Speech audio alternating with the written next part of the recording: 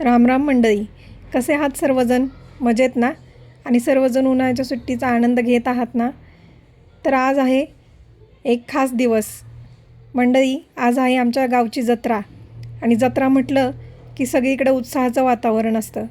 हे पहा, हे आहे आमच्या ग्रामदेवताचं मंदिर. किती सुंदर सजवलेलं आहे.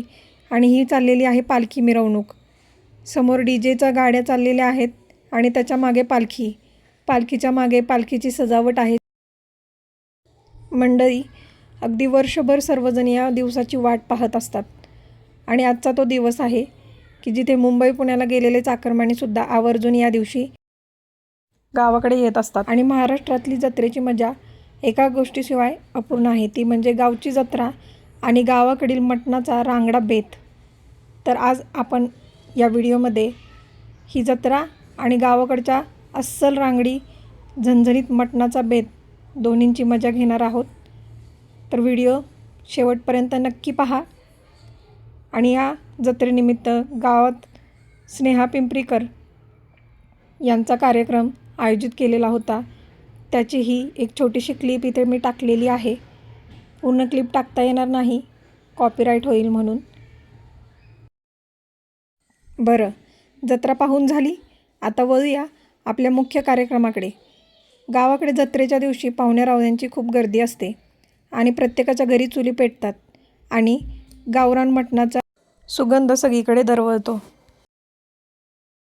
आपणही बनवतोय अस्सल चुलीवरचं गावरान मटण. हे बघा, हे जवळपास 15 किलो मटण आहे आणि याच्यामध्ये आपण हळद आणि मीठ हे लावून घेतलेलं आहे. मटण छोटे पीसमध्ये कट करून स्वच्छ धुवून घेतलेलं आहे. चूल पेटवलेली आहे.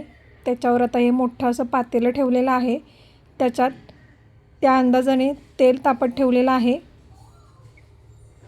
या तेलामध्ये आपण पहिल्यांदा हे मटण परतून घेणार आहोत आणि थोडा वेळ तेलातच शिजू देणार आहोत, म्हणजेच हे अळणी मटण तयार होईल.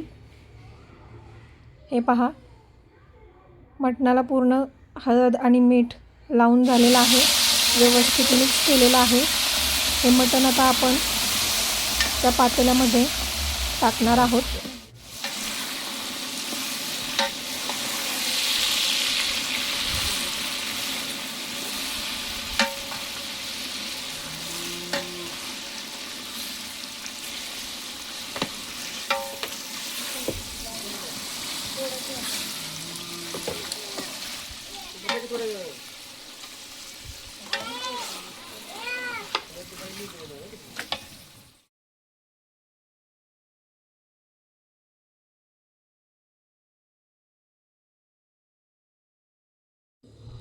चुलीला घातलेला जाळ थोडासा कमी करायचा आहे आणि हे मटण काही वेळ झाकण टाकून असंच शिजत ठेवायचं आहे.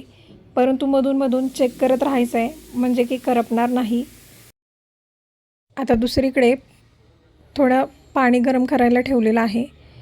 ते पाणी थोड्या वेळाने आपण याच मटणाच्या पातेल्यात टाकून घेणार आहोत आणि नंतर ते काही वेळ आणखी शिजून देणार आहोत. हे पहा, या पद्धतीनं अळणी रस्सा तयार झालेला आहे.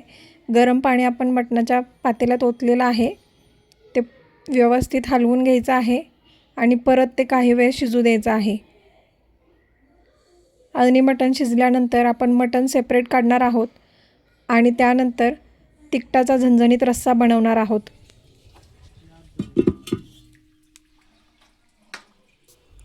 आता या दुसऱ्या पातेल्यामध्ये आपण मसाल्यासाठी कांदा आणि टोमॅटो परतून घेणार आहोत.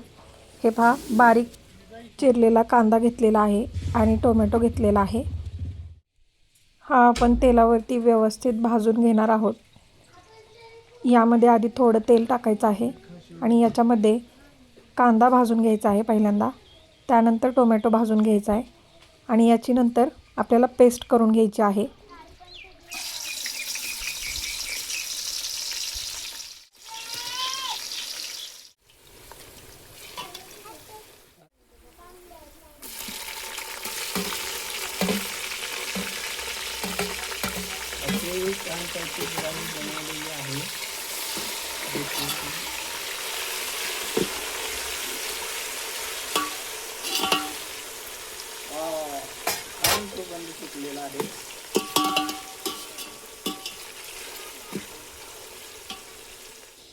हे पहा, आता मटण जवळपास शिजलेलं आहे.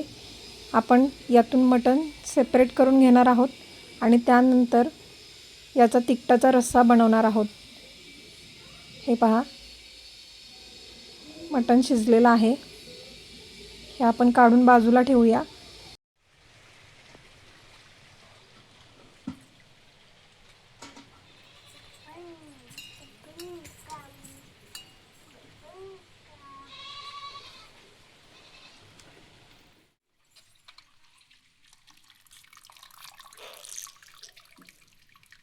आता या पातेल्यामध्ये आपण तिखटाचा मसाला बनवून घेऊया.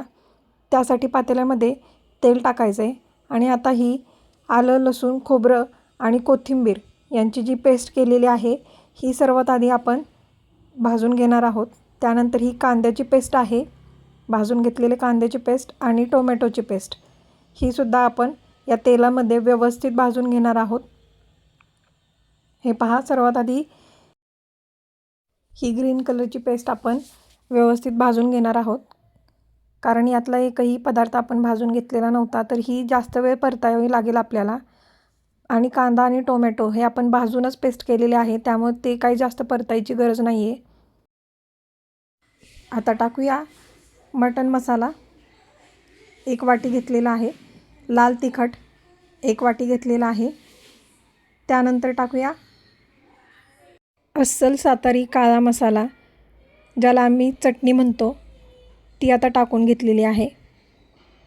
आणि आता व्यवस्थित मिक्स करून हे परतून घ्यायचं आहे. आणि जे मटणाचं पातेलं आहे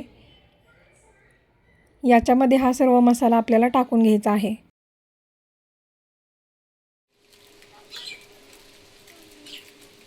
हा मसाला व्यवस्थित मिक्स करून आपण पुन्हा याला एक उकळी येऊ देणार आहोत आणि मग आपला झणझणीत मटणाचा रस्सा तयार होईल. मंडळी, जरा इकडे बघा, किती सुंदर तर्री आलेली आहे आणि किती सुंदर तो रंग. आहाहा, किती सुंदर सुगंध दरवळत आहे आणि मटणसुद्धा एकदम परफेक्ट शिजलेलं आहे. आता यासोबत चुलीवरची कडक बाजरीची भाकरी आणि मस्त मटणाचा बेत. आता मटण शिजलंय म्हणजे पंगती चालू होतील. शहरातल्या मोठमोठ्या हॉटेल्सलाही फिकं पाडेल असं हे गावाकडचा झणझणीत मटणाचा बेत तयार झालेला आहे. मंडळी, तुमच्या गावाकडे जत्रेत काय विशेष असते ते मला कमेंट करून नक्की सांगा आणि आमची ही गावाकडची जत्रा तुम्हाला कशी वाटली हे सुद्धा कमेंट करून नक्की सांगा. पुन्हा भेटू एका नवीन व्हिडिओमध्ये. तोपर्यंत धन्यवाद.